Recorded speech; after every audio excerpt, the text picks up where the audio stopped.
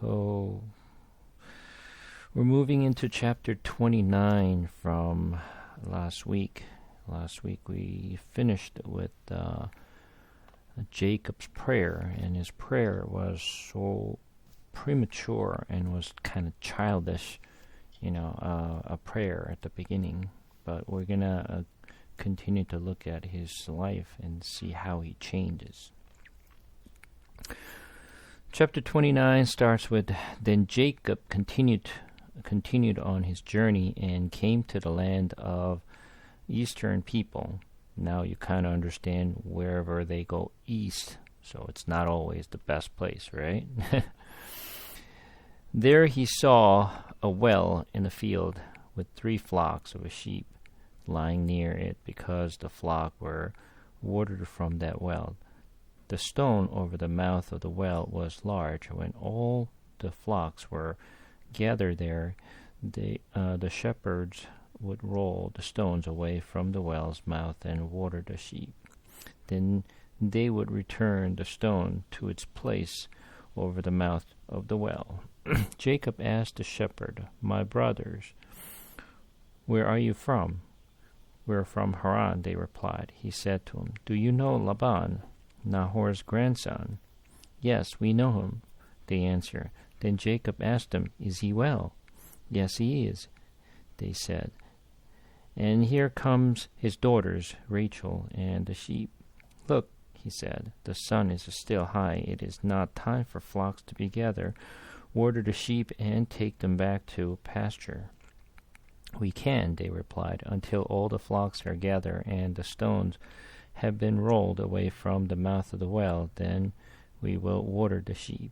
While he was still talking with them, Rachel came with her father's sheep, for she was a shepherdess. When Jacob saw Rachel's daughter of Laban, his mother's brother, and Laban's sheep, he went over and rolled the stone away from the mouth of the well and watered his uncle's sheep. Then Jacob kissed Rachel and began to weep aloud. He had told Rachel that he was a relative of her father and a son of Rebekah, so she ran and told her father. As soon as Laban heard the news about Jacob, his sister's son, he hurried to meet him. He embraced him and kissed him and brought him to his home. And there Jacob told him all these things. Then Laban said to him, You are my own flesh and blood. After Jacob had stayed with him for a whole month, Laban said to him, Just because you are a relative of mine, should you work for me for nothing? Tell me what your wage should be. Now,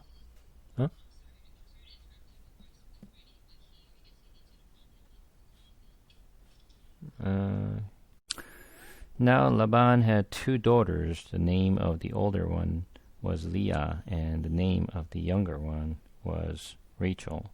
Leah had weak eyes, but Rachel was lovely in form and beautiful. Jacob was in love with Rachel and said, I will work for you 7 years in return for your younger daughter Rachel. Laban said, It's better that I give her to you than to some other man. Stay here with me. So Jacob served the 7 years to get Rachel, but seemed like only a few days to him because of his love for her. Then Jacob said to Laban, Give me my wife, my time is completed, and I want to lie with her. So Laban brought together all the people of the place and gave a feast. But when evening came, he took his daughter Leah and gave her to Jacob, and Jacob lay with her. And Laban gave his servant girl Zilpah to his father as her maid servant. When morning comes, there was Leah. So Jacob said to Laban, What is this you have done to me? I served you for Rachel, didn't I? Why have you deceived me? Laban replied, It is not our custom here to give the younger daughter in marriage before the older one. Finish this daughter's bridal week, then we will give you the younger ones also in return for other 7 years of work. And Jacob did so. So he finished the week with Leah, and then Laban gave him his daughter Rachel to be his wife. And Laban gave his servant girl Bilhah to his daughter Rachel as her maidservant. Jacob lay with Rachel also, and he loved Rachel more than Leah, and he worked for Laban another 7 years. Oh, so you came in.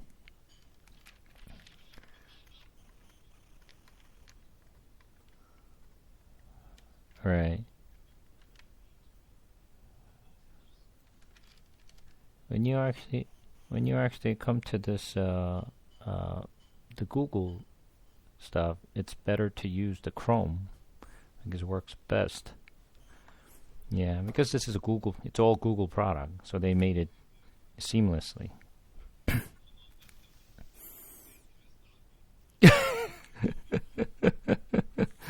All right. Okay, so we're reading chapter 29.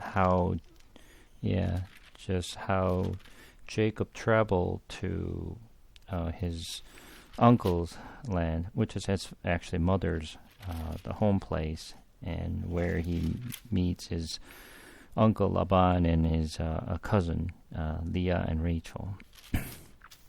So you know this story very well. I mean, this is a very common story that everybody knows. So there are a couple of things we're going to just point out. So he just traveled to the eastern side, which is where his mother came from. And then that's where he met Leah and Rachel. So when he met Rachel, and obviously he fell in love with her, and I mentioned, when we were studying about, the marriage back in chapter 24, we just talked about, whether God had appointed someone as a spouse or not, right? So obviously God did not. Jacob picked her because, obviously her appearance was beautiful. You have to understand, this. The way the man falls in love is different than the way the woman falls in love. Yeah, just the man usually falls in love with appearance and just the look of it. It has to be pretty in their eyes. So everybody has different opinions of being pretty and beautiful in their eyes and their heart, but mostly, not 100%, but mostly the man falls in love with women and because of their appearance, the look of it. On the other hand, a woman falls in love with differently than a man. Of course, women also looks at the appearance of a man. They don't really neglect it, or they don't really care, but it is important. The outlook has to be pretty and handsome, but at the same time, usually the woman falls in love with what they hear. When man starts to whispering to a woman, that's when woman starts to melt like a chocolate. So it's all right. So what you tell the women and how you actually say things to the woman, it makes a big difference. How woman falls in love with a man. So Jacob, being a man, just like any other man, he looks at the appearance. So obviously Rachel was much prettier than Leah, although they're same, from the same father, but I guess, appearance was very different. So Rachel was much prettier than Leah, I guess. And then Leah did not have good eyes either, so she didn't have a pretty bad vision. So Jacob decided to work for Laban for 7 years. So you have to understand how much Jacob really longed to have Rachel. This is one of the important things that we have to keep in mind when we actually read Jacob's story. When you look at Jacob truly loved Rachel. It's not just, loved her once, but throughout his life, Rachel was a very, very important person in his life. He dearly loved Rachel. And then this you will be able to see how he loved Rachel throughout his life. So he loved Rachel. So he, decided to work for his uncle for 7 years to get Rachel. But when he worked 7 full years, and then he was hoping to get Rachel and then lay with her, what he got was Leah. And imagine, I just kind of put myself in his shoes, and then what would I do? Like, I'm going to probably freak out, when I see, you loved her, overnight, and then you just woke up and realize that, oh my God, what is this? That would have been really, really, a very, very awkward situation, right? Okay, sure. No, just, yeah, so just, what's your question?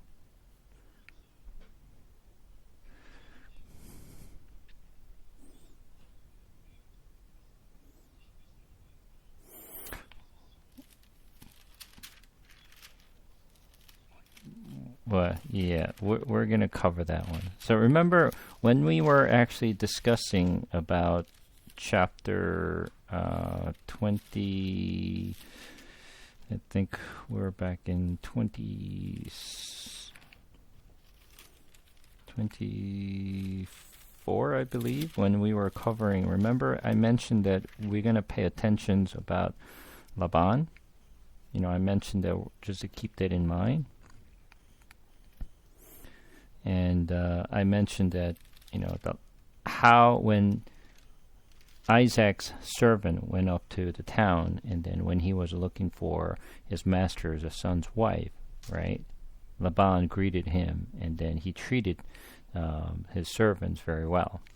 So when we're studying chapter 24, we talked about, how Laban behaved at the time. So we're going to kind of compare how he was versus how he is now, whether he has changed or he was the same person he was as he was before, years ago.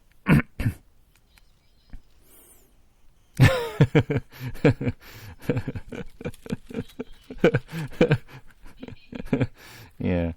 So, just to kind of answer your questions, Laban knew about the custom, and Laban intentionally didn't tell Jacob, because that's the kind of person he is. So when you look at chapter 24, when Laban actually greeted, Isaac's son, not the Abraham's sons, no, Abraham's servant came up there, he greeted that person. But when he greeted that person, when you go back to chapter 24, let's take a look at verse 29 and 30. When you look at this verse, it says, "Now Rebekah had a brother named Laban, and he hurried out to the man at the spring. As soon as he had seen nose ring and the bracelet on his sister's arm, and had heard Rebekah tell what the man said to her, he went out to the man and found him standing by the camel and near the spring." So the reason he went out and greeted that servant was because he saw two things. What? What did he see?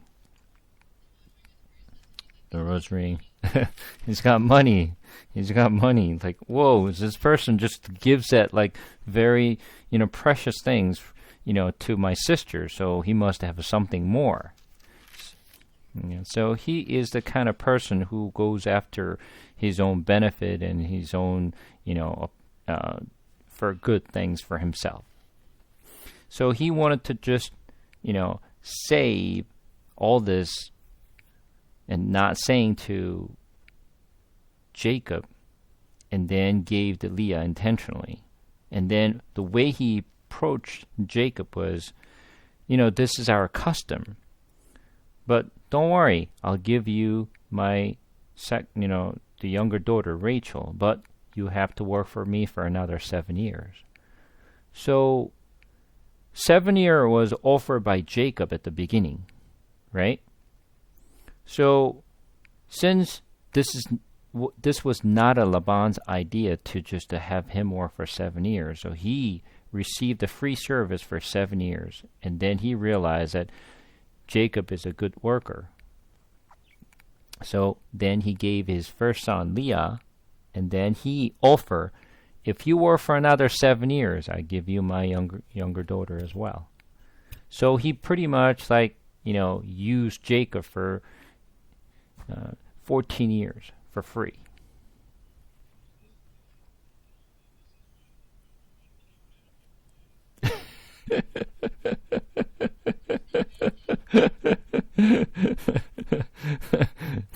Exactly.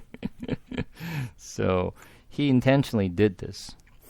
But Jacob's perspective, as I mentioned, Jacob's name is grabbing.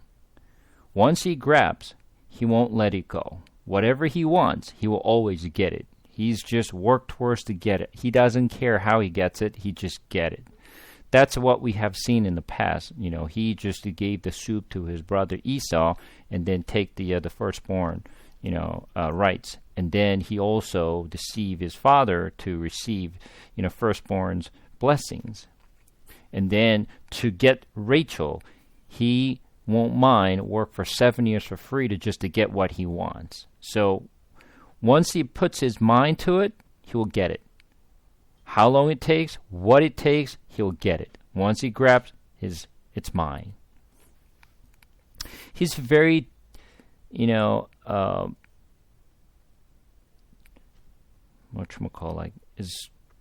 he's very committed for what he wants. So he truly loved Rachel, but here's interesting things. Leah, when you look at her name, the meaning of her name is just kind of strange. When you look at Leah, Leah means in Hebrew word, it's like weary. Name is kind of weird, right? Why would actually father gives her daughter's name weary? It's just it's just not a good name to give, like weary. Why would you give your daughter's name as weary? And her life, it's like, a very weary life. It's very difficult, very impatient, and her life is just like her name. But on the other hand, Rachel means you. You means it's like a small lamb. It's like a female small or young lamb. Yeah, EU. Yeah. So he gave Rachel's a good name, but he gave his first daughter's weird name.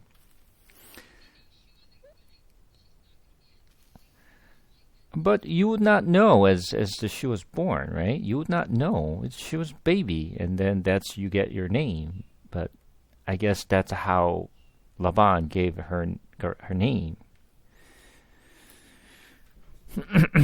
And then move it on to same chapter, verse 31. When the Lord saw that Leah was not loved, he opened her womb, but Rachel was barren. Leah became pregnant and gave birth to a son. She named him Reuben, for she said, "It is because the Lord has seen my misery. Surely my husband will love me now." She conceived again, and she gave birth to a son. She said, "Because the Lord heard that I am not loved, he gave me this one too." So she named him Simeon. Again, she conceived, and when she gave birth to a son, she said, "Now at last my husband will become attached to me, because I have borne him 3 sons, so have named Levi." She conceived again when she gave birth to a son. She said, "This time I will praise the Lord," so she named him Judah. When she stopped having children, when Rachel saw that she was not bearing Jacob any children, she became jealous of her sister. So she said to Jacob, "Give me a children, or I'll die." Jacob became angry with her and said, "Am I in the place of God, who has kept you from having children?" Then she said, "Here is Bilhah, my maidservant. Sleep with her so that she can bear children for me, that through her I too can build a family." So she gave him her servant Bilhah as wife. Jacob slept with her, and she became pregnant and bore him a son. Then Rachel said, "God has vindicated me. He has listened to my plea and given me a son." Because of this, she named him Dan. Rachel's servant Bilhah conceived again and bore Jacob a second son. Then Rachel said, "I have had a great struggle with my sister. I have won." So she named him Naphtali. When Leah saw that she had stopped having children, she took her maidservant Zilpah and gave her to Jacob as a wife. Leah's servant Zilpah bore Jacob a son. Then Leah said, "What good fortune!" So she named him Gad. Leah's servant Zilpah bore Jacob a second son. Then Leah said, "How happy I am! The woman will call me happy."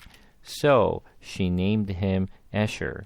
During wheat harvest, Reuben went out into the field and found some mandrake plants, which he brought to his mother Leah.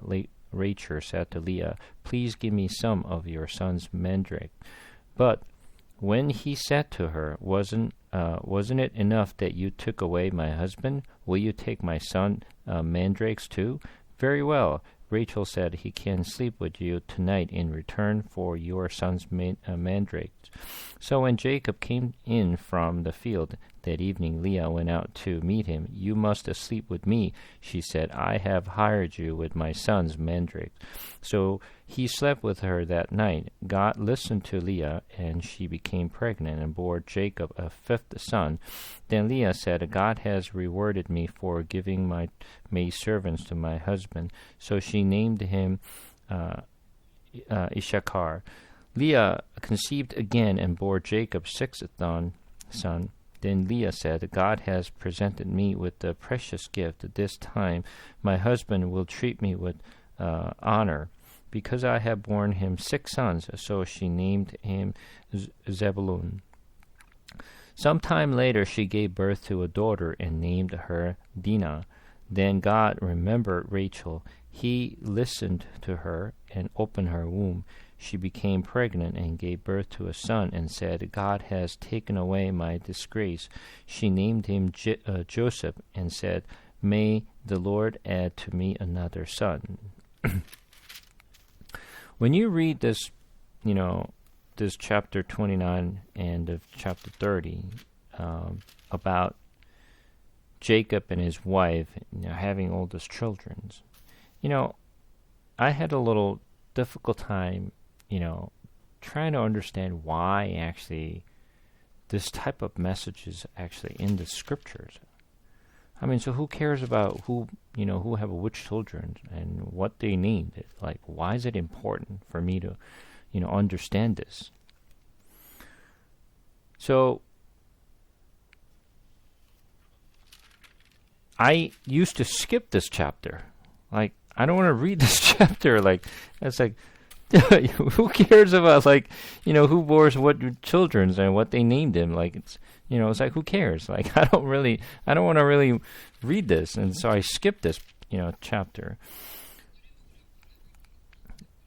Exactly. So, but I realized something. There's something important that I didn't understand before. There's a clear message that we need to really understand why this particular passage is important for us to understand. So, Jacob truly loved his wife, Rachel, as well as Leah. And obviously, he loved Rachel more than Leah. But Leah and Rachel, they both loved her husband, right? Although Jacob loved Rachel more than Leah. Both Leah and Rachel loved Jacob. So because they loved her husband, they wanted to have a children, right? They wanted to have a children. You have to understand, this Jacob is portrayed as Jesus. I want you to just map it into a Jesus. And then Leah is map it into Israel. Rachel as church. Okay, the first daughter, Leah, is Israel, and the second youngest daughter as church. Church as in just, global church, not as the church building, but as in church. All right? So, they both loved Jacob. Because they loved Jacob, they rushed to have a children. As many children as possible to be loved by her husband. The more children you have, the more love you're expecting. Right? You need to kind of understand this. If you truly love your husband, right? If you truly love your husband and husband loves your wife, you want to have a children. Right? You want to have your own children. So, as a woman, remember I mentioned to you in the past, women back in this time, women has no rights. They don't really do anything other than bearing a child. So their main duty and their lifelong purpose as a woman is bearing a child to expand the family. So for them, expanding a family is just portrayed as wealth. So as a woman, having as many children as possible, it is a blessing that you received. But if you don't have a child, you're a disgrace and you are basically cursed. So for them, just having as many children as possible is important for a woman. That's why when they marry to a man, they always bring this maid servant. The reason they always bring the maid servant is because in case they cannot bear any children, they want to bear children through their maid servant. It's not like they're giving, the maid servant to his wife, to his husband, to just have a sexual, pleasure. It's not that. It's just having a child. So even if the maid servant have a child, it is not their child. It has become master's child. So they have no rights to claim for their own child. It is not your child. Although you bear your own child, but you're not. The child is not yours. It is your master's child.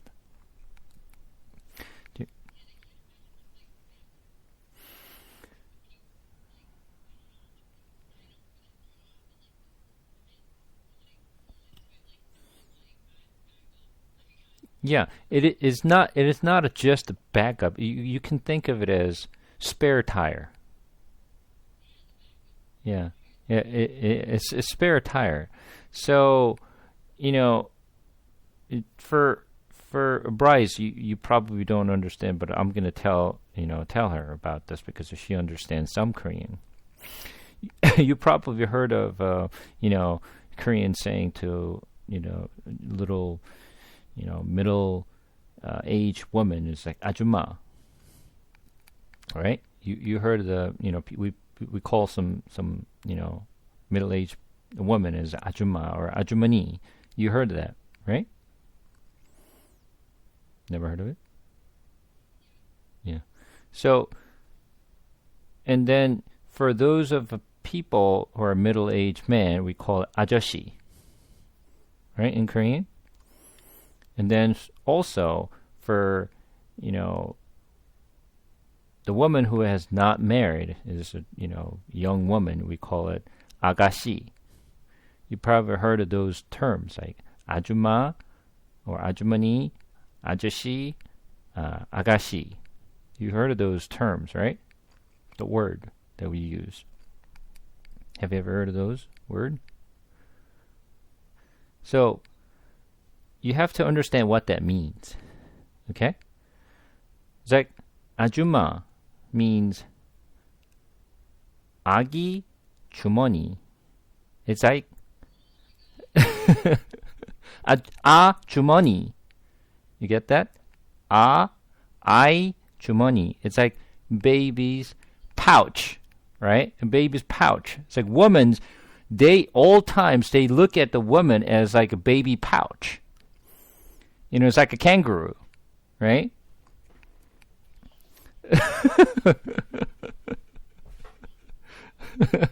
Right? And then, 아저씨 means the man will bring the seed to a woman. So, 아저씨, right? So it's like the man is the one who, they give the seed to a woman to have a child. So that's why they call 아저씨. So they call the, like young woman, 아가씨, means eventually you will receive the seed from a man. So they call 아가씨. So the concept is exactly the same thing. Just like here in the Middle East, they bring, maid servant in case if they don't have a child, as a spare tire, I will bring my maid servant to have my child, right? So after you have child, as I mentioned, it is not yours, but it becomes your master's child. So they produce all these children, and they just like, racing each other to have as many children as possible, right? Let's see who gets more child for my husband, right? That's pretty much what they do. So as I mentioned, when woman marries to a man and man marries to a woman, eventually they want to have their own child to, grow their family. So here's the things you need to keep in mind. When we take a look at Galatians chapter 4, let's take a look at Galatians chapter 4 and see how Apostle Paul says.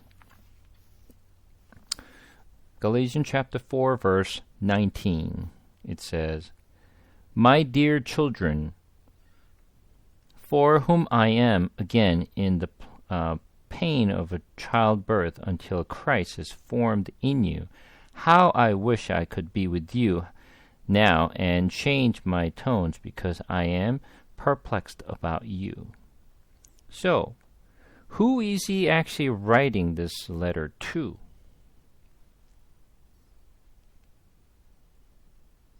So who's the one who's receiving this message from Paul? No. Bless you.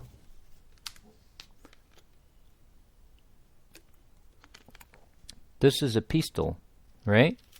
This is a letter that Paul wrote to the church of Galatia. So it's Galatians, we call it, right? Yeah. So he wrote this letter to Galatians, the people of Galatia, the church members. He wrote this letter to them for them to read this letter to the church members. So then he calls, "My dear children." So Paul treats them as his own child. "You're my child." Although Paul did not have any child because he never married to a woman. But he treated his church as his own child. Why? Because he was a church, and he loved the Christ, her husband, loved so much. So what he wanted was bearing a child for her husband. So if you truly love your husband, Christ, you will bear a child. If you don't bear a child, you're disgraced and you are cursed. So, by the same token, Paul loved Christ so much that I will have as many child as possible. That's why he calls my children, for whom I am again in the plane of a childbirth until Christ is formed in you. How wish I could be with you now and change my tone because I am perplexed about you. So, through this message, he calls the Galatian as his own child. He wanted to bear as many child as possible for his her husband, Christ. Same thing. When you look at the 1 Corinthians chapter 4,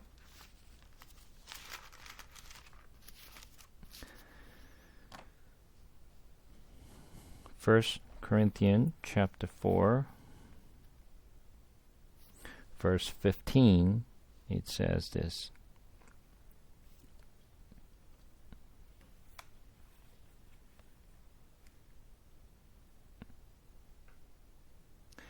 Even though you have 10,000 guardians in Christ, you do not have many fathers. For in Christ Jesus I became your father through the gospel. So what is he saying? I am your father. So when you look at verse 14, it says, I am not writing this to shame you, but to warn you as my dear children. So, who is he writing this letter to? Correct. He's writing this letter to the Corinth church members. And same thing, he calls them my child. Wherever he goes and he builds a church, and he calls them my child. It's just as a physical or biological child, but he bare a spiritual child because he loved, her husband, Christ, so much that he wanted to actually racing to bear a child, as many child as possible. Now the question is, if you truly love the Lord, you should bear your spiritual child as well. If you look at yourself, I love my Lord, I love this, I love that, but if you have no child, what does that mean?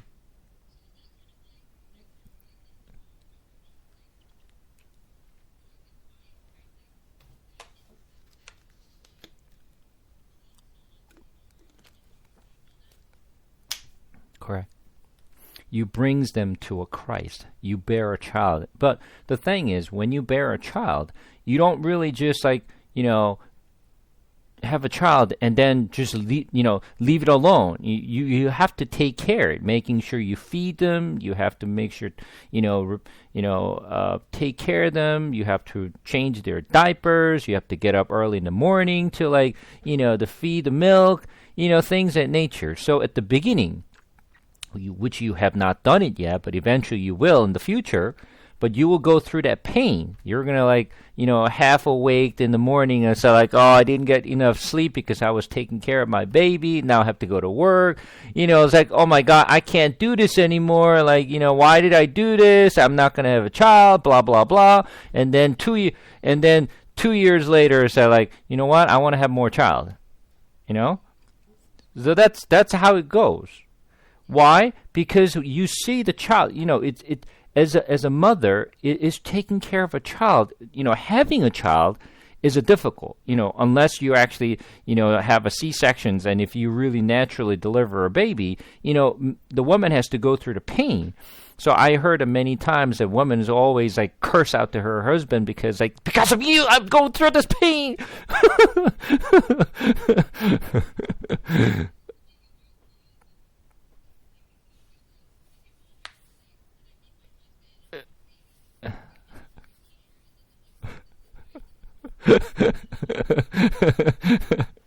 So, it's a painful process of delivering a child. Once you conceive a child, and for another 9 months, it's just difficult, right? Just a woman has to carry baby in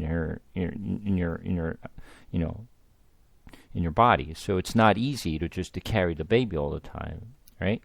So woman has to go through this painful process. So like women say like, why do I have to do this? And they get depressed because their appearance doesn't look as pretty as before. Like they get like so stressed out because of all this painful process they're going through. But after they deliver a child, and then as they taking care of the child, although it's very difficult, you get to see the child is growing. And I say like, oh, you know what? Oh, this baby's so cute, and baby is like so beautiful. Like I want to just making sure that this baby grows well. So you get to see the child is just, growing, and it's so lovely. Now you want to have a more child. Although it's very difficult to take care of a child, if you truly love your husband, you will have another child. And not just for your husband, also for yourself, you will have a child. Right? So, going back to what I was saying before, we confess that we love, Christ, and then he is my husband. But if you don't have any spiritual child, well, there's something definitely wrong with that. That means you don't really love your husband, so you don't really sleep with her, or you don't try not to have any more child. So there's something, the relationship is not there. Like,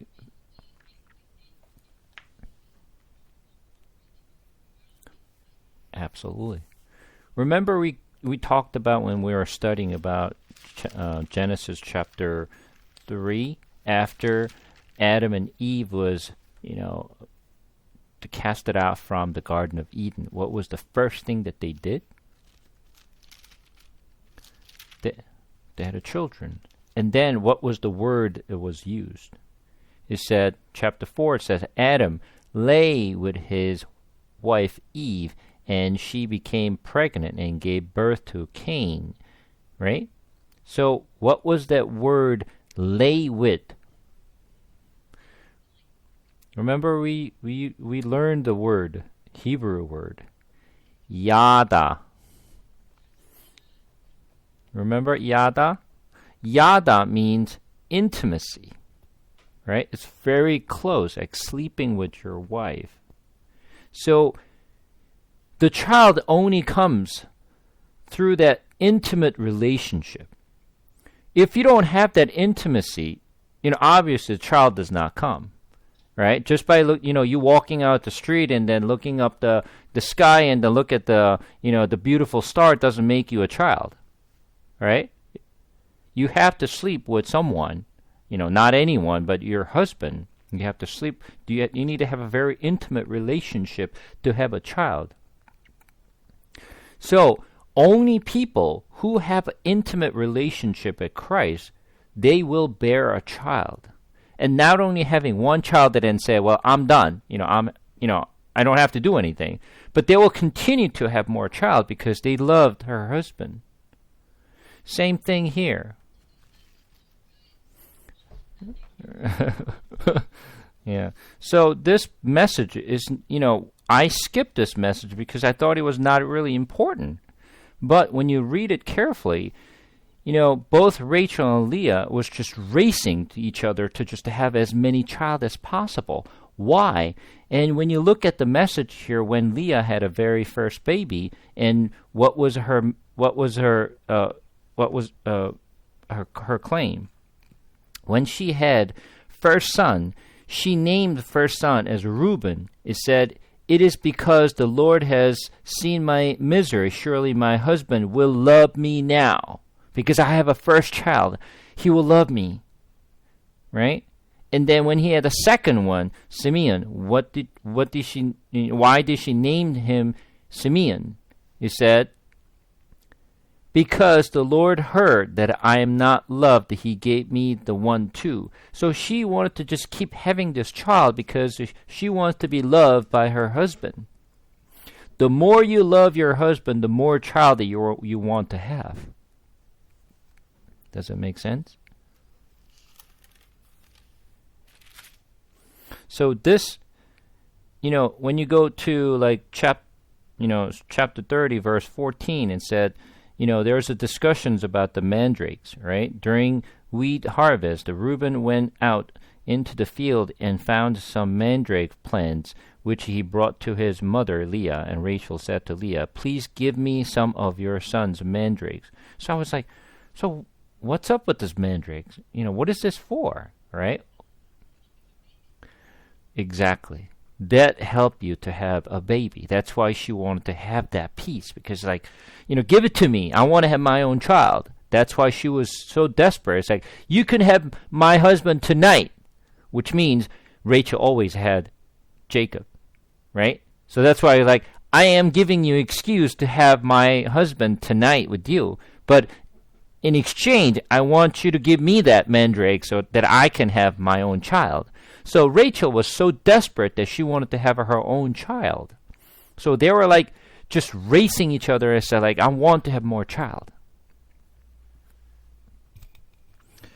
So you get the message.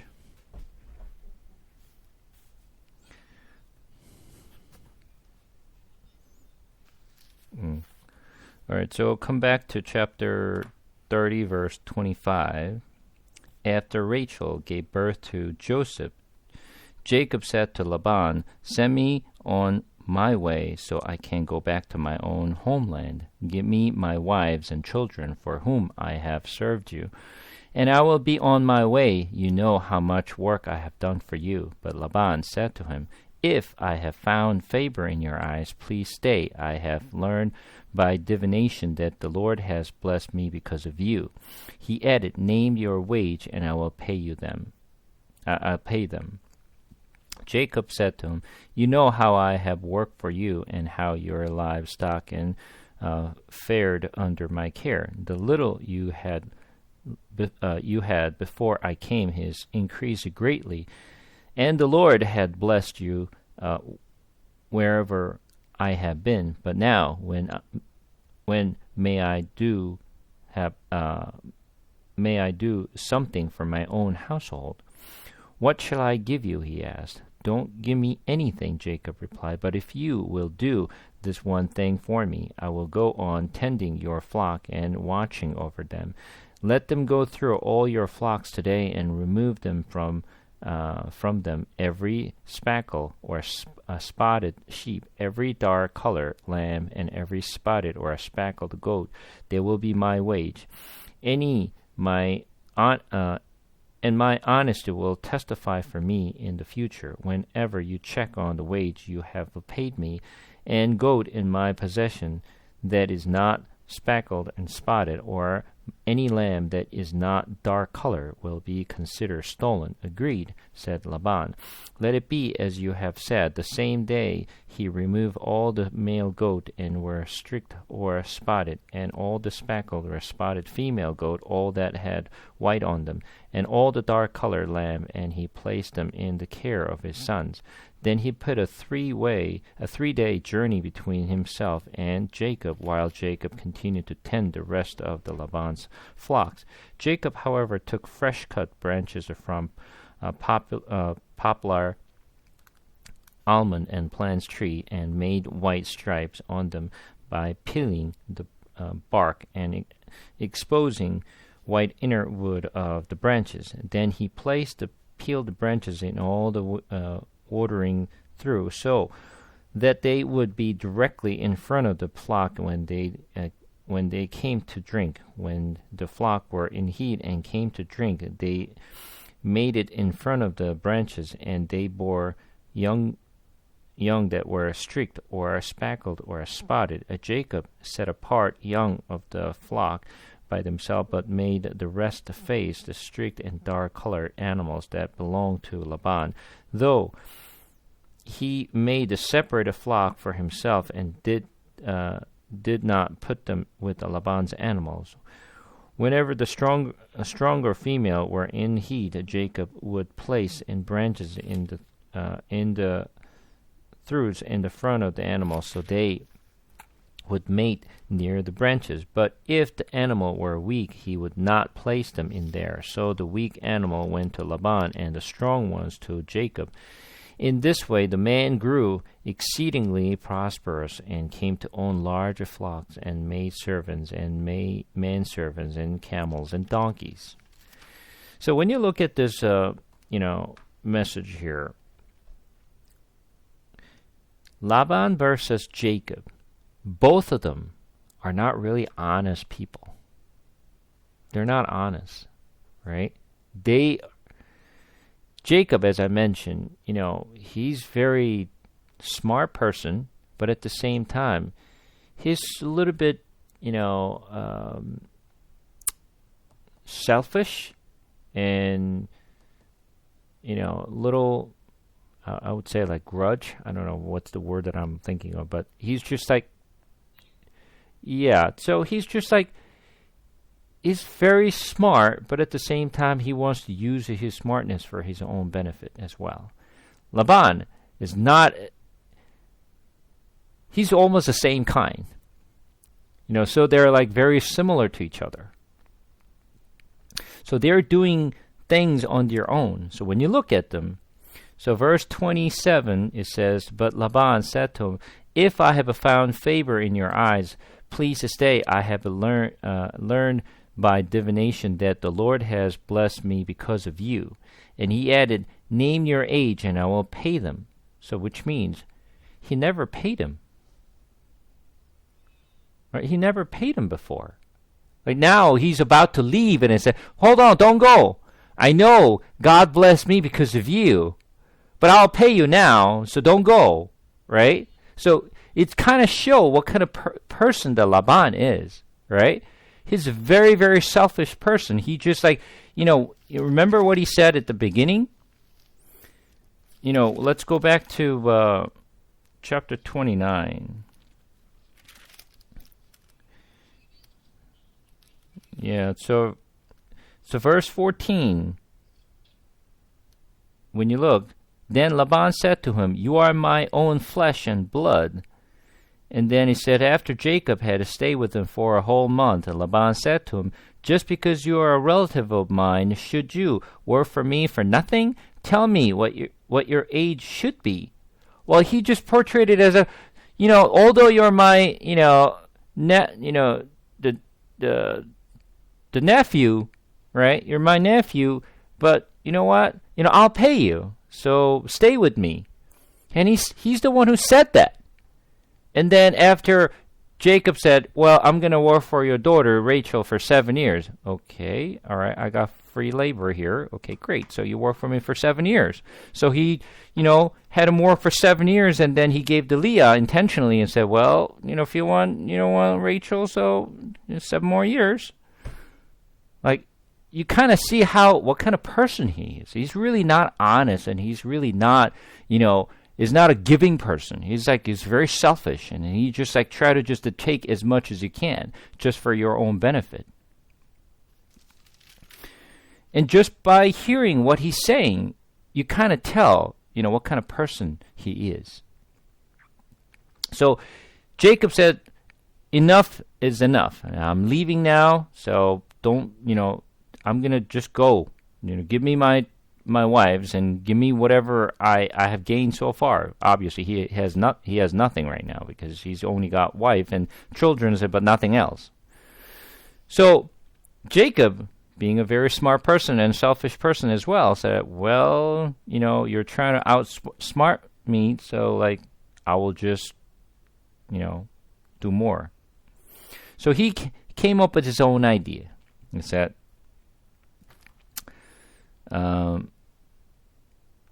Laban said, well, I give you, name your wage, I will give it to you. But he said, no, don't say that, but, I'll give you, I'll tell you what I want. He said, I'll take care all the lambs and flocks, but, I'll take whatever has spotted and streaked. Anything is clean is yours. Anything was, blasphemy is mine. So as if you're like, oh, you get all the good things, and I'll get not the good ones. But when you look at him, that's not his plan, right? So let's take a look at Look at verse 35. And 34 and 35, it says, "Agree," said Laban. "Let it be as you have said." That same day he removed all the male goats that were streaked or spotted, and all the speckled and spotted female goats, all that had white on them, and all the dark color lamb, and he placed them in the care of his sons. So you kind of see what kind of person he is, right? He's very I don't know what's the word that I want to use, but he's just not really honest person. So he just gave the good things to his sons. So he separated all these good ones and bad ones, and then he just gave it to his sons. So Jacob doesn't get really good ones. But Jacob had his own plan. So he did his own things to just increase and then get all the healthy ones, and the weak ones goes to his uncles. I lived with you for last 14 years. I know what you do, how you do. I know, how to work around this. Don't try to just to rip me off again. I won't get ripped off this time. So I'll make sure I get my own share this time. So he just outwitted him and said, "I'm gonna, get all the spotted ones and streaked ones and all the healthy ones, all mine." So he increased all his, the flocks, and he got really prosperous. And then chapter 31, it says, Jacob heard that Laban's son were saying, "Jacob has taken everything our father owned and has gained all this wealth from what he belonged to our father." And Jacob noticed that Laban's attitude towards him was not what he had been, because, he was losing it. And he saw Jacob is increasing his prosperity, and it's like he's just losing it. It's like, well, I don't like that. And then he just started to treat him a little differently.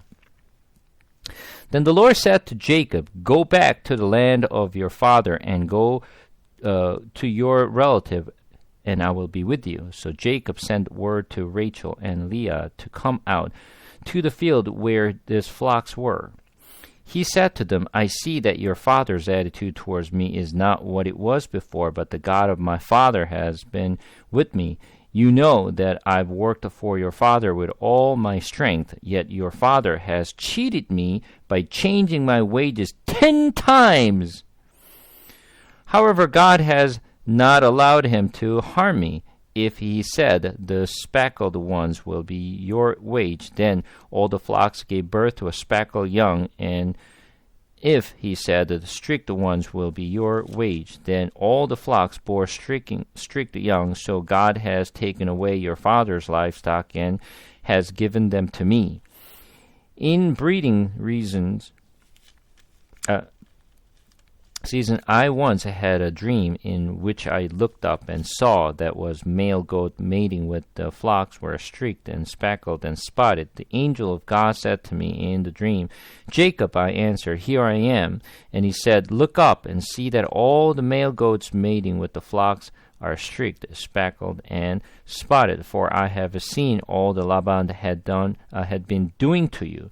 I am the God of Bethel, where you anointed a pillar and where you made a vow to me. Now leave this land at once and go back to your native land.' Then Rachel and Leah replied, 'Do we still have any share in inheritance of our father's estate?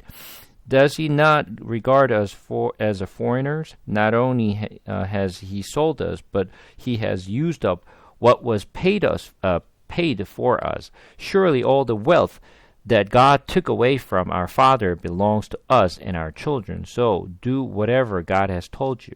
Then Jacob put his children and his wives on camel and drove all his livestock ahead of him, along with all the goods he had accumulated in Padan Aram, to go to his father's Isaac in the land of Canaan. When Laban had gone to shear his sheep. Rachel stole her father's household gods. Moreover, Jacob deceived Laban the Aramean by not telling him he was running away. So he fled all he had, and crossing the river, he headed for the hill country of Gilead. So there are a few things we need to just to keep in mind. God appeared to Jacob and said, now verse 3, he said, "Go back to the land of your father and go to your relative, and I will be with you." So, at this point, about the time for Jacob to leave, how long has he been living with Laban?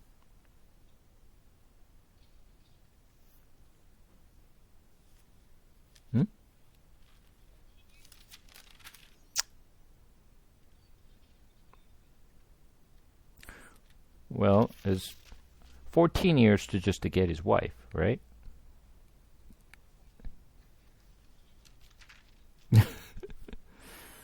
But remember, on the 7th year, not only he had Leah, but he also had Rachel the same year.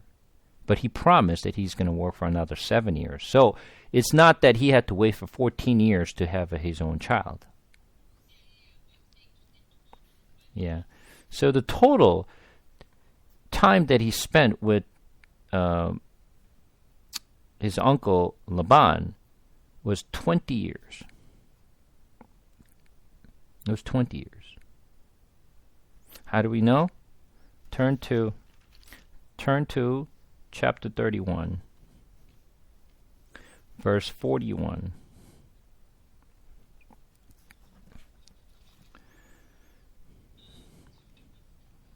Right? So he worked for 14 years to get his wife, both Leah and Rachel, for 14 years, 7 plus 7, right?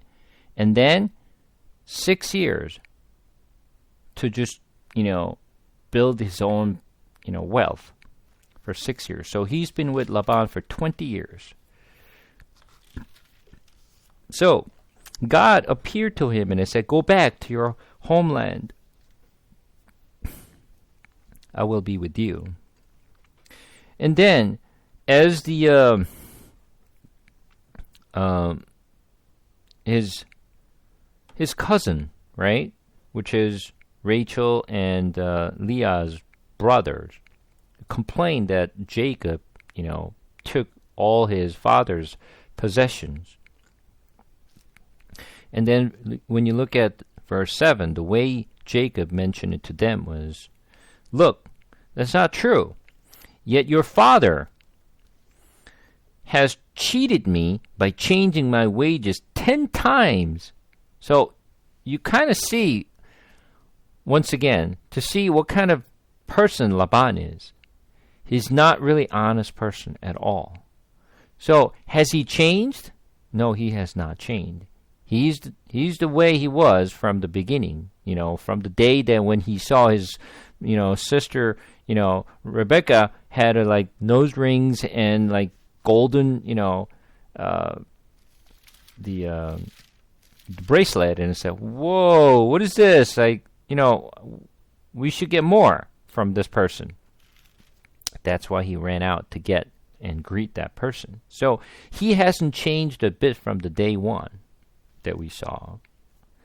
And then later, the angel appeared to him and said this, verse 11 and on, it said, "The angel of God said to me in the dream, 'Jacob,' I answered, 'Here I am.' And he said, 'Look up and see that all the male goats mating with the flock are streaked and speckled and spotted, for I have seen all that Laban had been doing to you.'" So even angels basically testifying that, "I know that your uncle Laban's been doing a bad to you. I know that. I've been watching this for many years. I know what it is." Now, remember, after that he said this, "I am the God of Bethel, where you anointed a pillar and where you made a vow to me Now leave this land at once and go back to your native land. It was an angel, but the angel him says, I am the God of Bethel.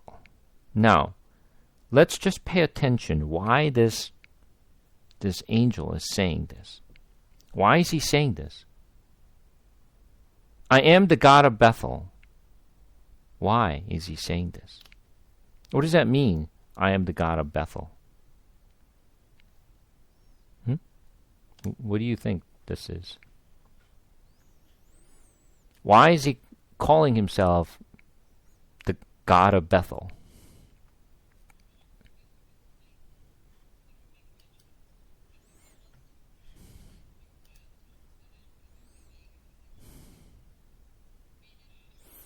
Made it up? No, it didn't make up, but yeah.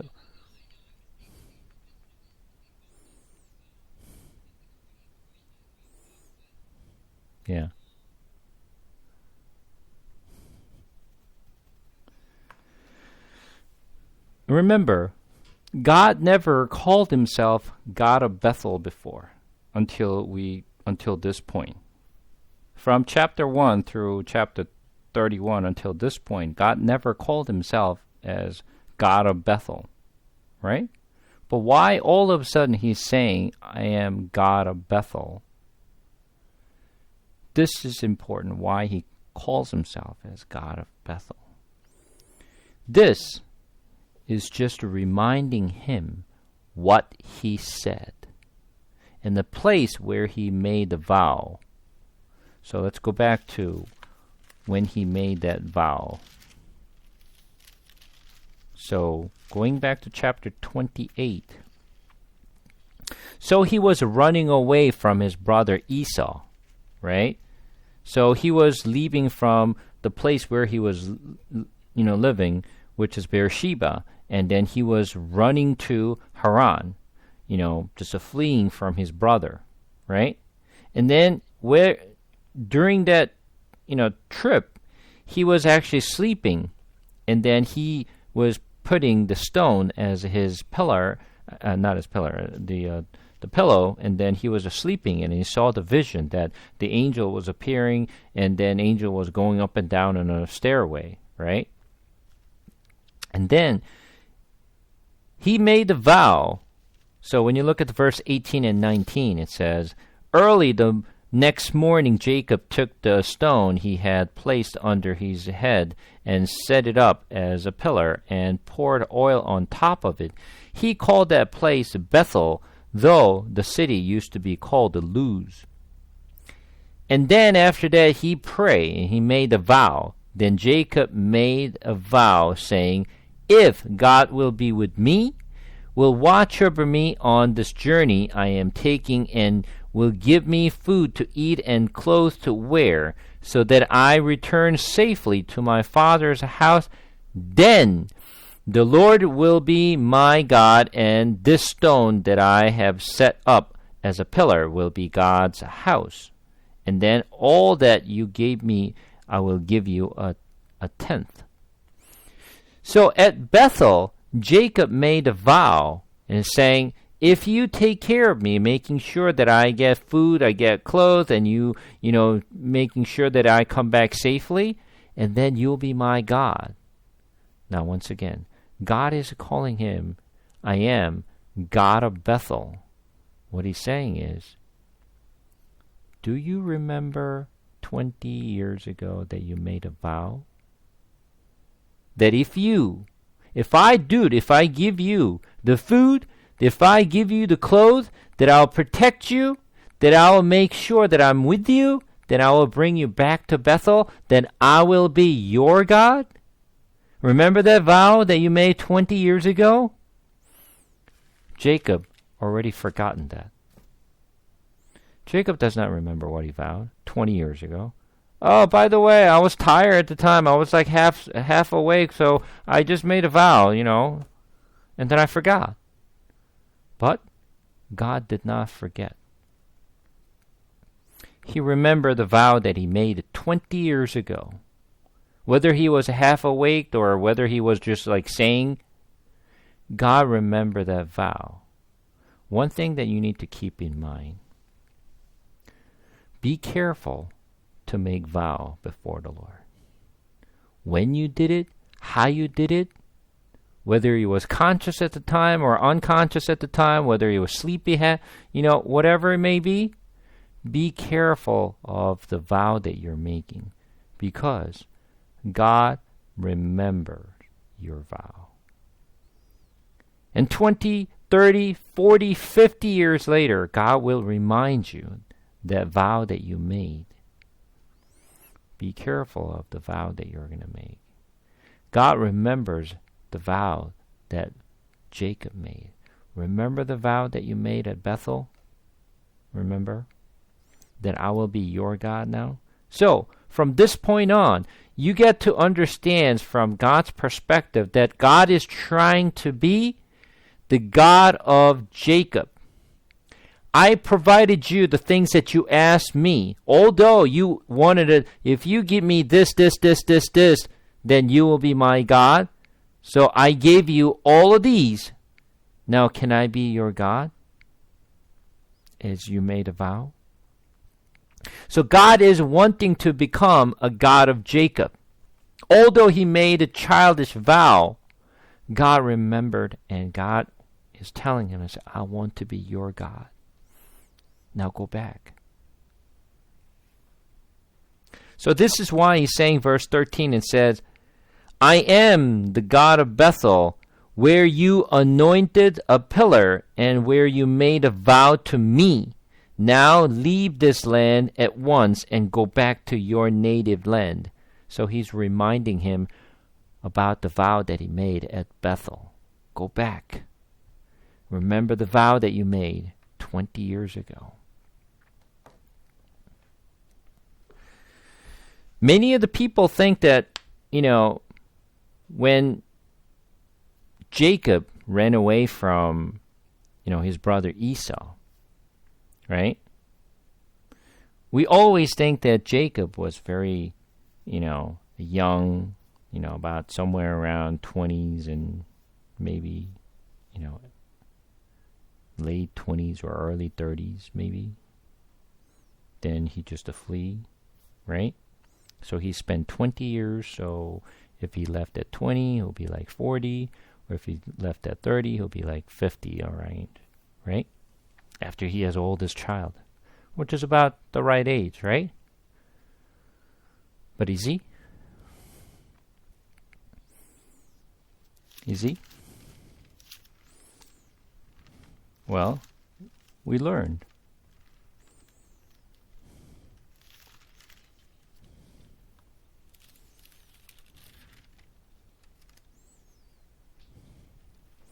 When you go back to chapter 26, verse 34.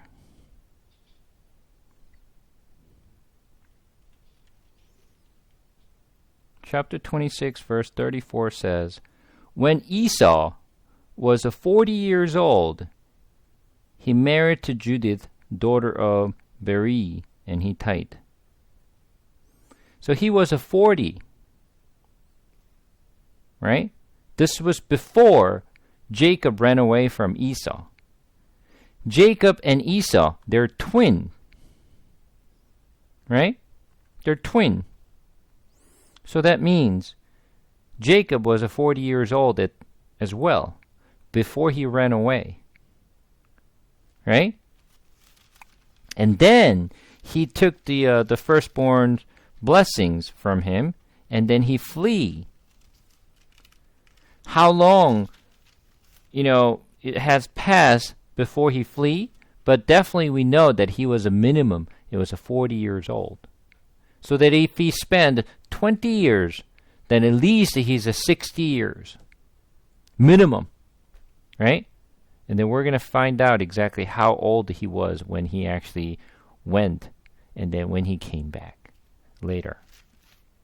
But definitely, he was not young. He was not 20s. He was not early. It was very late. And then look at what his wife is saying. Verse 14, it says, Then Rachel and Leah replied, do we still have any share in the inheritance of our father's estate? Does he not regard us as foreigners? Not only has he sold us, but he has used up what was paid for us. So, Laban's daughter, the Rachel and Leah, themselves is confessing how his father is like. Obviously, not really honest, very selfish person, and treated her daughters like, sort of like sold them off. And then verse 16 it says, surely all the wealth that God took away from our father belonged to us and our children. So do whatever God has told you. Wow. You have to be careful after you have a child, after you take care of them for many, many years, and then they're going to say, I'm going to take all my parents' shares. It's all mine.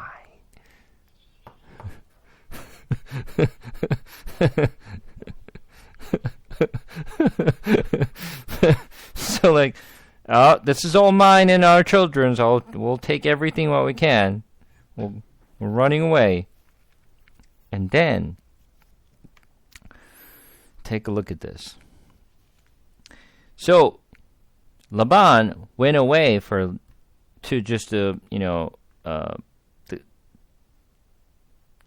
a little while. So when Laban had gone to shear his sheep, Rachel stole her father's household gods.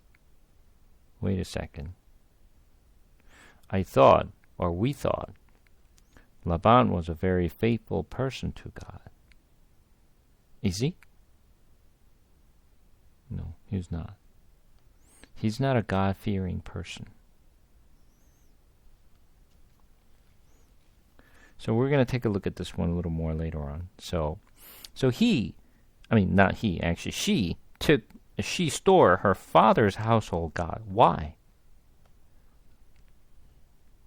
We're going to find out very soon. Moreover, Jacob deceived Laban the Aramean by not telling him he was running away. So Jacob and Laban, they're the same kind of people. They're deceiving each other. So he ran away. And then verse 22, on the third day, Laban was told that Jacob had fled. Taking his relatives with him, he pursued Jacob for 7 days and caught up with him in the hill country of Gilead. The God came to Laban the Aramean in the dream at night and said to him, be careful not to say anything to Jacob, either good or bad. Jacob had to pitch his tent in the hill country of Gilead when Laban overtook him, and Laban and his relative camped there too. Then Laban said to Jacob, what have you done? You've deceived me, and you carried off my daughters like captive in war. Why did you run off secretly and deceive me? Why didn't you tell me so I could send you away with joy and singing to the music of tambourines and harps? You didn't even let me kiss my grandchildren and my daughters goodbye. You have done a foolish things. I have a power to harm you. But last night the God of your father said to me, be careful not to say anything to Jacob, either good or bad. Now you have gone off because you long to return to your father's house. But why did you steal my gods? Jacob answered Laban, I was afraid because I thought you would take your daughters away from me by force. But if you find anyone who has your gods, he shall not live in the presence of our relatives. See for yourself whether there is anything of yours here with me, and if so, take it. Now Jacob did not know that Rachel had stolen the god. So Laban went into Jacob's tent and into Leah's tent and into the tent of the two maidservants, but he found nothing. After he came to Leah's tent, he entered Rachel's tent. Now Rachel had taken the household gods and put them inside her camels' saddles and was sitting on them. Laban searched through everything in the tent but found nothing. Rachel said to her father, Don't be angry, my lord, that I cannot stand up in your presence. I am having my period." So he searched but could not find the household gods. Jacob was angry and took Laban to task.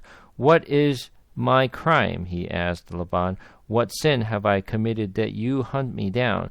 Now that you have searched through all my goods, what have you found that belongs to your household? Put it here in front of your relatives and mine, and let them judge between the two of us. I have been with you for 20 years now. Your sheep and goats have not miscarried, nor have I eaten ram from your flocks. I did not bring your animals torn by wild beasts. I bore the loss myself. And you demanded a payment from me for whatever was stolen by day or night. This was my situation. The heat consumed me in the daytime, and a cold at night. The sheep fled from my eyes. I was like this for the 20 years I was in your household. I worked for you 14 years for your 2 daughters and 6 years for your flocks, and changed my wages 10 times. If the God of my father, the God of Abraham, and feared of Isaac had not been with me, you would surely have sent me away empty-handed. But God has been my hardship, have seen my hardship and the toil of my hands, and last night he rebuked you." Laban answered Jacob, "The women are my daughters, and the children are my children, and the flocks are my flocks. All you see is mine. Yet what can I do today about these daughters of mine, or about the children they have borne? Come now, let's make a covenant, you and I, and let it serve as a witness between us." So Jacob took stone and set it up as a pillar. He said to his relatives, "Gather some stones." So they took stones and piled them in the heap, and they ate there by the heap. Laban called it Jegar Sahadutha, and Jacob called it Gilead. Laban said,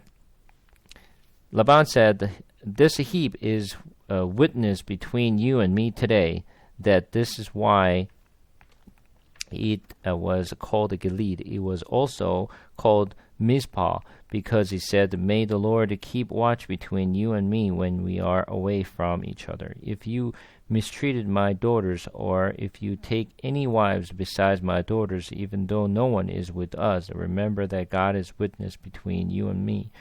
Laban also said to Jacob, "Here is this heap, and there is the pillar I have set up between you and me. This heap is the witness, and this pillar is witness, but I will not go past this heap to your side to harm you, and that you will not go past this heap and pillar to my side to harm me.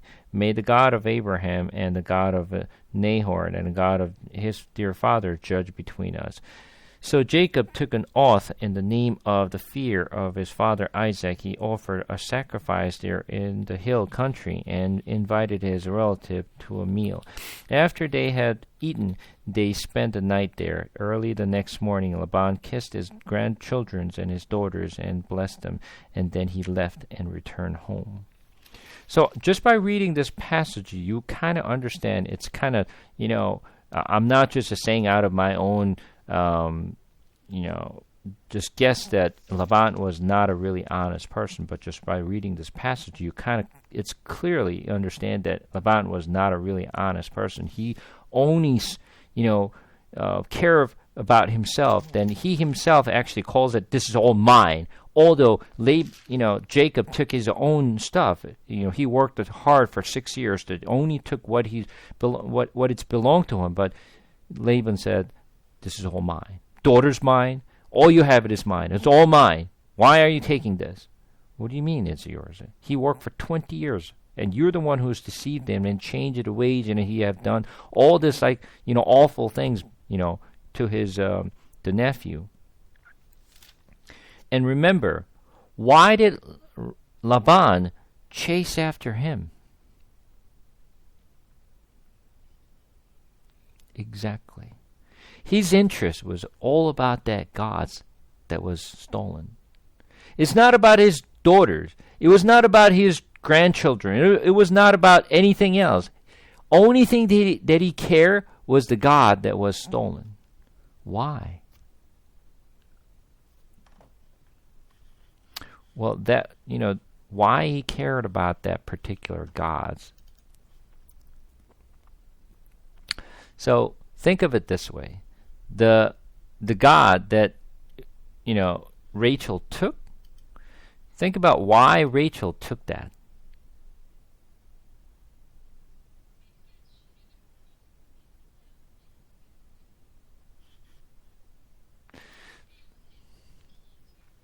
Think of it this way, that the God that Rachel took, that is like a portable God. Portable statue, the very small statue that she was able to hid under her,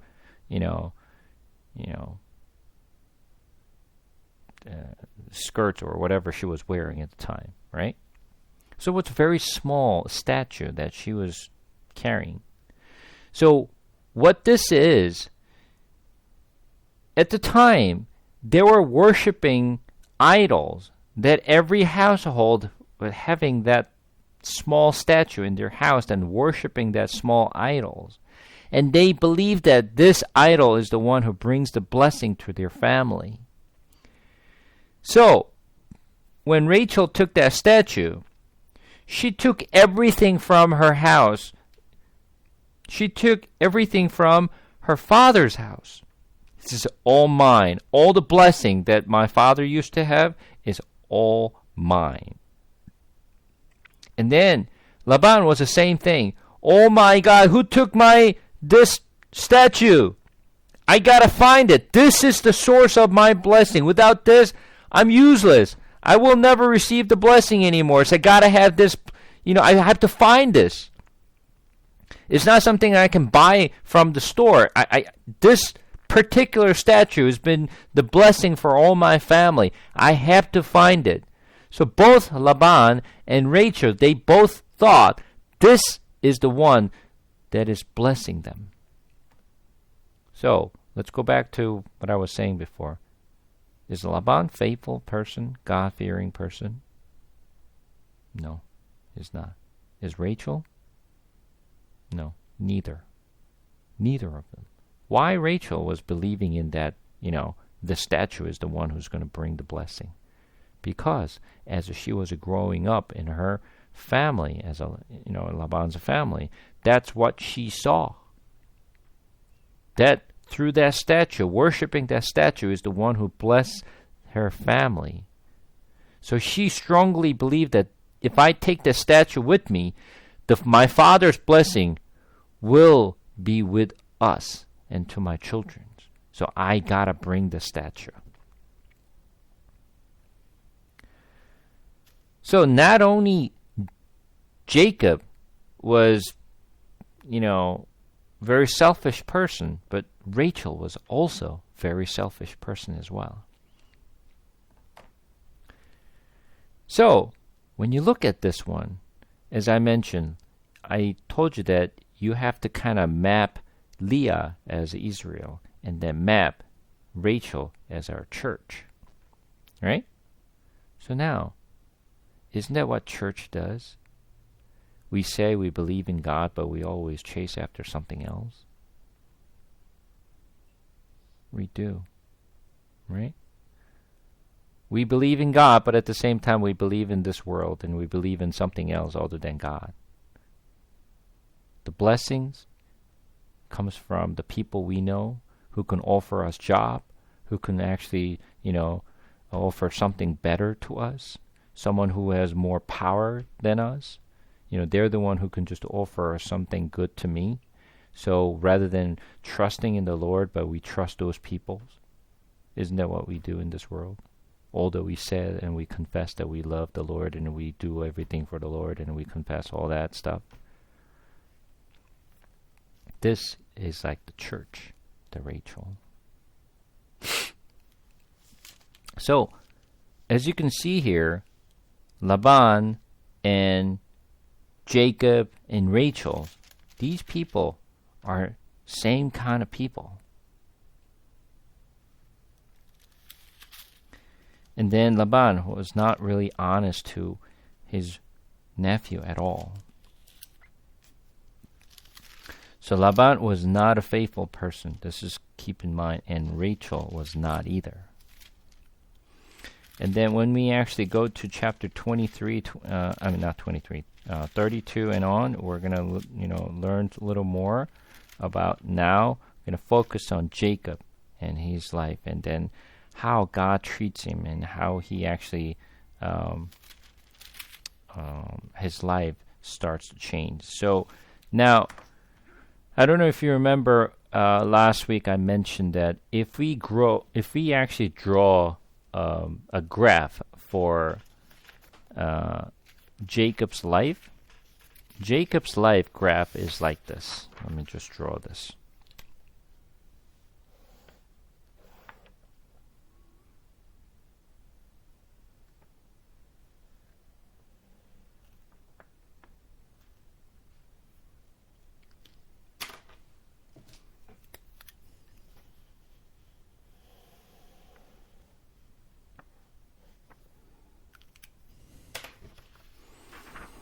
Okay. I don't know if you can see this. So, if I draw Jacob's life graph, okay? So you can see here the red lines, right? So, Jacob's life goes very well up to a certain point. Then when he hits the peak, then his life go down the hill. Whereas his spiritual life goes straight up.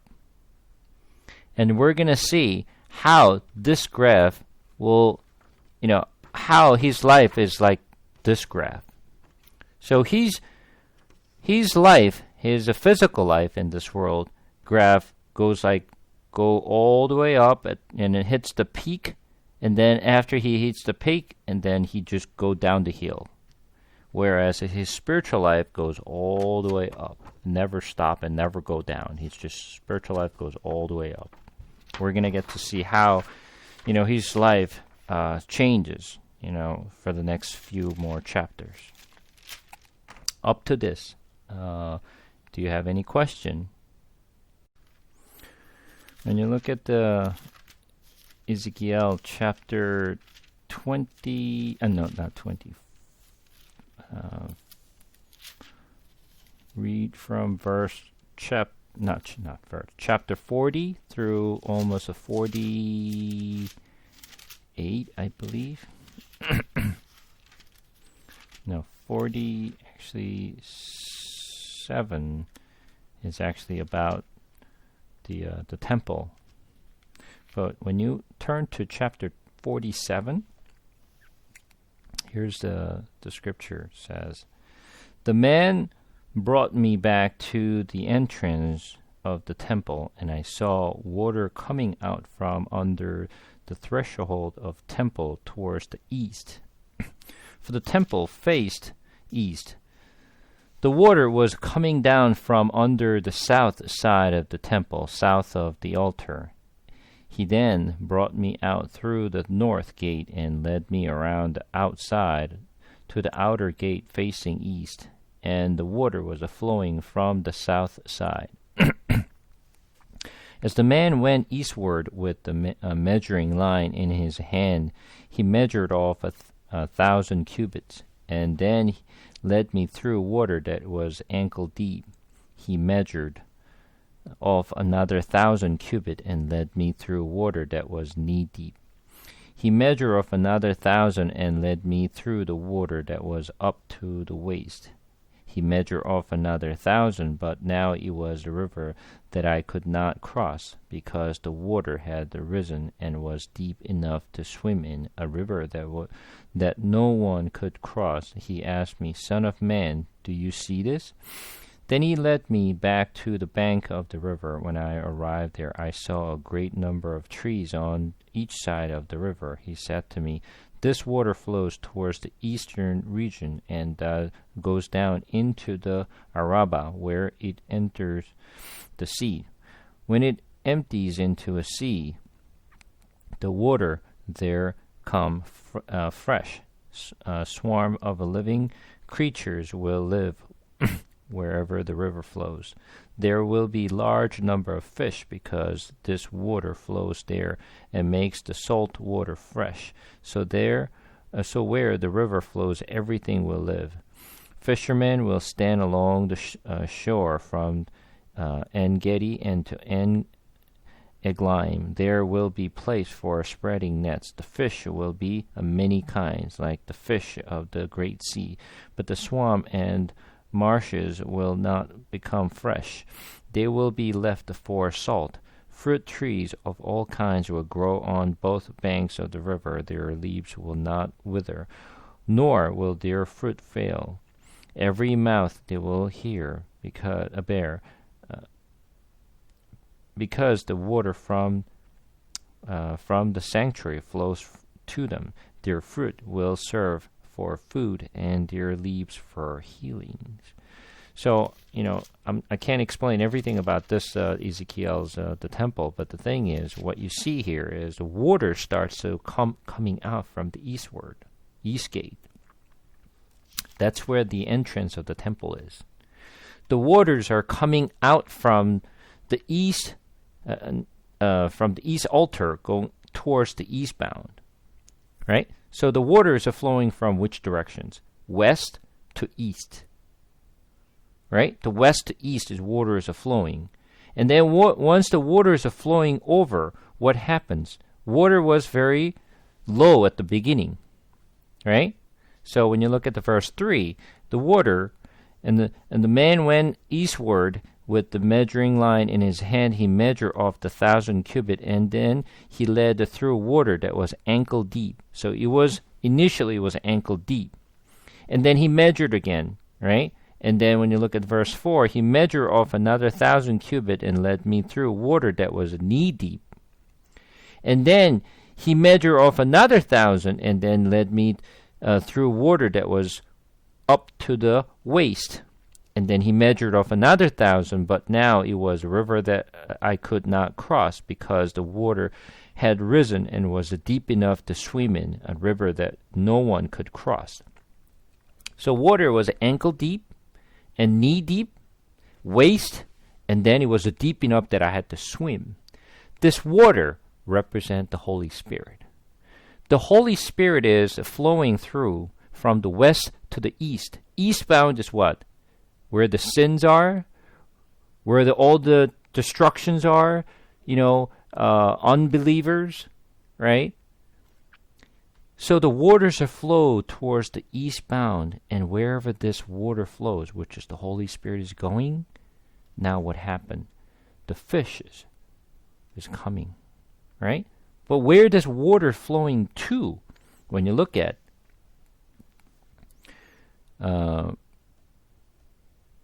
verse 7, when I arrived there, I saw a great number of trees on each side of the river.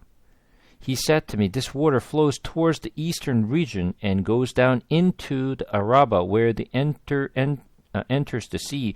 When it empties into the sea, the water there becomes fresh. So what happened is, this water is actually flowing through the Dead Sea. The Dead Sea, there's nothing in living things there. But when this water flows through that Dead Sea, you will see there is a lot of fish, a lot of trees, and bearing fruit. This is water is flowing. The Holy Spirit is flowing towards the eastbound. That changes everything. These trees that you see is living trees that we saw in Garden of Eden. This is what it shows at the end of the Revelation. So, this story that you see from the west and east, now you start to pay attention and you see what that direction means, right? Once you know that the Bible is basically that same story, it flows from the Old Testament to the New Testament. It doesn't change. It's always like that. So this is what we call the principle. There are many principles in the Bible. So you cannot say, like, all of a sudden this just changes it. No. If it changes, then it's not a principle anymore. The principle means across the entire Scripture has to be the same. Wherever you turn, eastbound has to be always a sinful area, which toward it shows our, our minds and what we do and all the sinful acts and all the things always in the eastbound. So we have to work towards the westbound. I'll show you another interesting things. Turn to Exodus, the story that you know very, very well. When Moses brought the Israelites out of Egypt, right? They crossed the Red Sea, right? When they crossed the Red Sea, the water was just separated, right? And they crossed that road, right? The things that you probably didn't pay attention before, but I want you to go back to this. So when you turn to Exodus chapter 14, verse 21. Then Moses stretched out his hands over the sea, and all that night the Lord drove the sea back, and strong east wind, and turned it into dry land. The wind was blowing from what directions?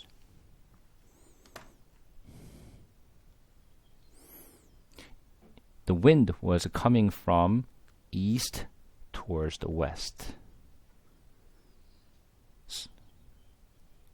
Right. So the water was flowing from west to east, but the wind was blowing from east to west.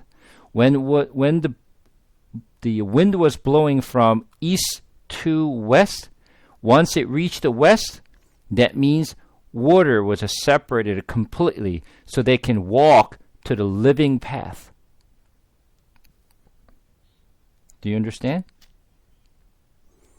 So this has a very significance into how this will change. So when we get to the Exodus, I will explain all in details.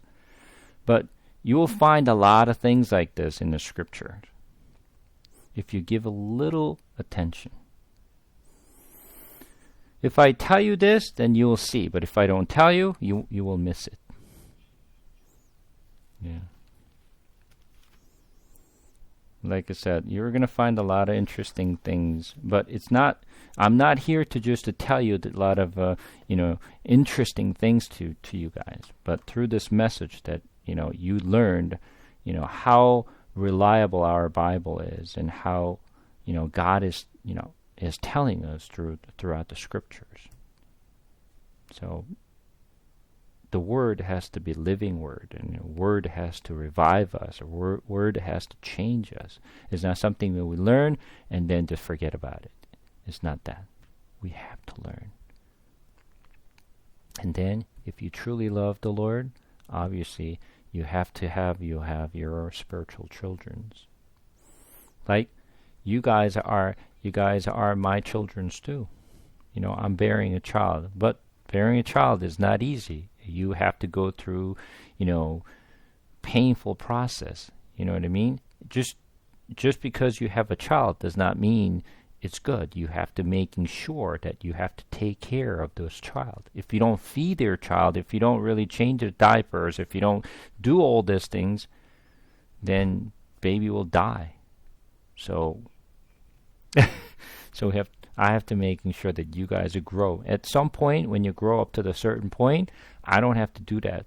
Now you be able to, live your own life, just like how you live your life now. Your parents does not have to do much for you. You basically live your own life, right? Same thing.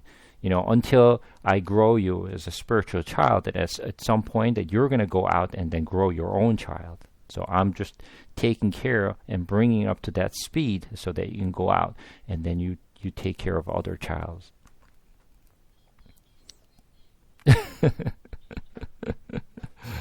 Yeah. So Okay. All right. So